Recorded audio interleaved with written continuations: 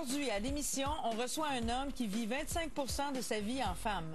De faire comprendre qu'on est des gens normaux, que la vie, ça ne se dessine pas simplement en noir et en blanc. Ça ne fait pas seulement qu'on est pleinement homme ou pleinement femme. On peut être les deux. On porte tous en soi un côté féminin et un côté masculin. Et il y a certaines personnes qui font plus que les porter. Ils les vivent et les assument complètement. C'est le cas de mon prochain invité, ou devrais-je dire de ma prochaine invitée, qui vit sa vie en homme 75% du temps et en femme 25% du temps. Pour l'entrevue aujourd'hui, on est dans le 25%. On reçoit donc Sophia Cassivi. Bonjour Sophia. Bonjour Marcia. Bienvenue à C'est ça la vie. Merci beaucoup de m'accueillir. Vous êtes né homme, vous en avez tous les attributs. Quand est-ce que vous vous êtes rendu compte que vous alliez souffrir si vous ne viviez pas le quart du temps en femme? Rendu compte de la souffrance, c'est peut-être plus tard, ça. Je pense que quand on est enfant, on ne se rend pas compte de la souffrance, on a plutôt la liberté de vivre pleinement. Donc, moi, avec ma sœur plus vieille, exemple, je jouais au camion avec mes amis de gars. Puis je faisais des cabanes, puis des trous, puis je jouais à la guerre. À quel âge, là? Ah, 3, 4, 5, 6 ans, là. Mais en même temps, je jouais avec ma sœur aux poupées, puis je m'habillais en petite fille, puis les colliers, puis les souliers à talons hauts, puis la tasse de thé, puis tout le kit. Donc, dès un jeune âge déjà. Puis là, quand tu arrives vers 7, 8 ans, 6 ans, là, tu te rends compte que tu dois assumer une identité seulement. Puis c'est pas correct d'assumer l'autre. Fait que là, mais, on tombe dans le monde imaginaire, puis dans le monde de la cachette. Puis... dès l'âge de 6, 7, 8, 9, 10, 11, 12, j'ai porté les vêtements de mes sœurs puis ma mère à la cachette. Quand votre mère allait faire l'épicerie? Tout à fait, oui. Ou quand elle allait faire des commissions, je disais, t'en vas combien de temps, maman? Puis elle me disait, ben, je m'en vais pour 1 heure. Puis là, je savais que j'avais 1 heure pour me transformer. Vous aviez des robes cachées? Soit ça, où je regardais dans le garde-robe comment c'était placé, puis je replaçais identiquement, là, la même façon. Puis heureusement, ma mère se fait de grandes migraines, puis qu'elle portait souvent des perruques pour l'air climatisé dans les bâtiments. Donc, j'avais la chance d'avoir des perruques, j'avais la chance d'avoir les robes, les souliers. Puis, à l'adolescence, bien là, les souliers ne faisaient plus parce que mes sœurs et ma mère portaient des petits points. Donc, je portais les souliers dans l'entreprise de mon père le soir. Sa secrétaire avait des grands souliers, la même grandeur que mes pieds. Donc au-delà, Sophia, là, du déguisement, parce qu'il n'est nullement question ici du déguisement, il est question d'être une femme, de laisser rejaillir son côté féminin, de l'assumer pleinement. Oui. Donc, au-delà du déguisement, pour vous, c'était important de vivre votre vie de femme. C'est une transformation, on appelle ça dans la communauté le pendule. Certains de nous, en hommes, sont hommes roses, comme on pourrait dire. Puis, en femmes, n'ont pas beaucoup d'attributs féminins. Ils vont manger à la même vitesse qu'un gars, vont garder la même grosse voix d'homme, vont marcher comme un gars. Tandis que moi, c'est plutôt moins 10 plus 10. En homme, j'ai une très grosse voix, je suis très masculin. Puis en femme, je vis pleinement en femme. Donc ma démarche, ma voix, même mes goûts. Exemple, en homme, j'aime pas les fraises. En femme, j'adore le goût des fraises. Donc vous avez une vie d'homme. Vous êtes marié, vous avez des enfants, vous avez votre vie d'homme, homme d'affaires, et vous avez votre vie de femme. Oui. Expliquez-moi comment vous êtes arrivé à assumer pleinement ce 25% de vie de femme. Ça n'a pas dû être facile de laisser entrer Sophia pleinement dans votre vie. C'est encore par instant difficile parce qu'on doit avouer que dans la société, il y a beaucoup de jugements. Puis, du fait que je suis travesti et non transsexuel, je vais de une à l'autre. Donc, je vais de l'homme à la femme, de la femme à l'homme, de l'homme à la femme. Une transsexuelle, elle, c'est une transformation de l'homme complètement vers la femme. Il n'y a pas de retour. Et là, pour que les gens comprennent bien, il n'est nullement question ici d'orientation sexuelle. Nullement question d'orientation sexuelle. C'est identité sexuelle. Tout à fait. Donc, vous avez une femme, et quand au lit, on ne rentrera pas dans les détails, mais au lit avec votre femme, c'est l'homme. Tout à fait. Donc, vous avez vos rapports sexuels avec votre femme comme un homme et avec une femme. Oui, et quand vous êtes Sophia, c'est Sophia, la femme, qui va magasiner, qui va au restaurant avec ses amis de filles. C'est ça. Puis, dans la communauté, on a fait faire des études. Je suis quand même président de l'association transgenre d'Ottawa, qui est la plus vieille organisation au Canada. Puis, je donne des conférences aux États-Unis, au Canada. Puis, on a fait faire plusieurs études. Et le taux d'homosexualité chez les transgenres, chez les travestis transsexuels, est le même que chez l'homme ou chez la femme. Donc, c'est environ 10% de nous qui sont vers l'homosexualité comme l'homme. Vous vous faites poser cette question-là souvent, si Constamment, vous êtes gay constamment, alors oui, que vous absolument. ne l'êtes pas. Chez l'homme, c'est la question numéro 1. Chez la femme, c'est drôle. La question numéro 1, c'est quelle salle de bain que vous allez. Ah oui? Comme de raison, on va dans la salle de bain des femmes quand on est en femme. Mais la gente féminine nous accueille souvent avec beaucoup d'amour, beaucoup de respect, beaucoup de support. Ça répond à quel besoin quand vous êtes femme? Ça répond au besoin de respecter qui je suis pleinement. Parce que mon épouse le dit, mes enfants aussi, il y a une partie de moi qui doit respecter Sophia.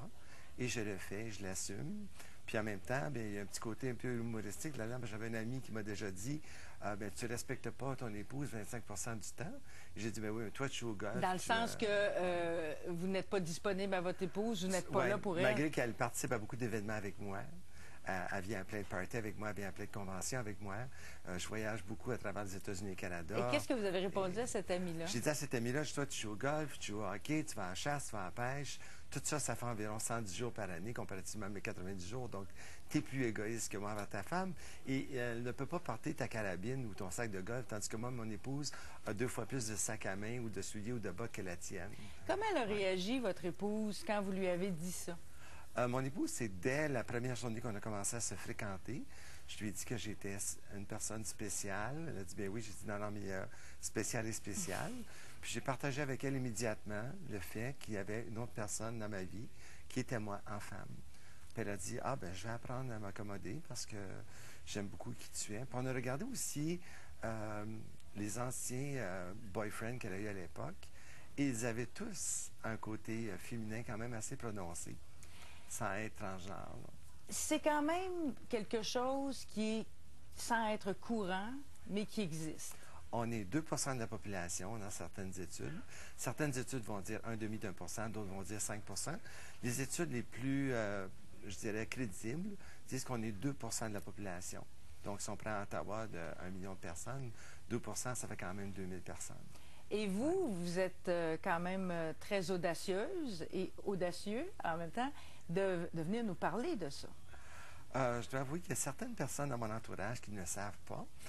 Malgré que dans mon entourage d'amis, d'affaires et de tout, j'ai été très honnête envers les gens parce que je pense que c'est important d'éduquer, de faire comprendre qu'on est des gens normaux, que la vie, ça ne se dessine pas simplement en noir et en blanc. Ça ne fait pas seulement qu'on est pleinement homme ou pleinement femme. On peut être les deux. Puis, moi, je vis une vie très heureuse comme ça, mais très heureuse. J'ai rencontré plein de beaux gens, plein d'amis, et ça m'a permis, et ça me permet toujours d'avoir beaucoup de connaissances autres que parce qu'étant transgenre et en fréquentant plusieurs autres transgenres, parce que dans l'association, on est quand même une centaine de filles ici à Ottawa, et de gars aussi, parce qu'on a des femmes qui deviennent hommes aussi, là. Ça se vit des deux côtés, celle-là, c'est autant populaire chez la femme. Si jamais vous refusiez, ou si vous aviez refusé de laisser émerger ce côté-là de vous, vous seriez quelle personne maintenant?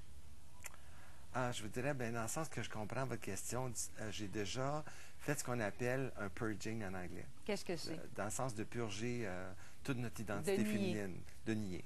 À 27 ans, j'ai tout jeté aux déchets, les boîtes, les costumes et tout, là, fini. J'ai été 2 ans. Ça crée énormément de peine, énormément de rage, énormément d'agressivité. Pour moi, c'était comme pas vivable du tout. Je l'ai refait aussi à 35 ans pendant 6 mois. C'était encore affreux. Et la plupart de nous, on passe à travers ça parce que la société nous a montré que c'était pas correct. Donc, ce qu'on fait, c'est qu'on essaye d'être qui on n'est pas dans le fond. Puis quand on accepte qui nous sommes, parce que c'est le seul choix qu'on a dans le fond. C'est pas un choix que je fais d'être femme, là.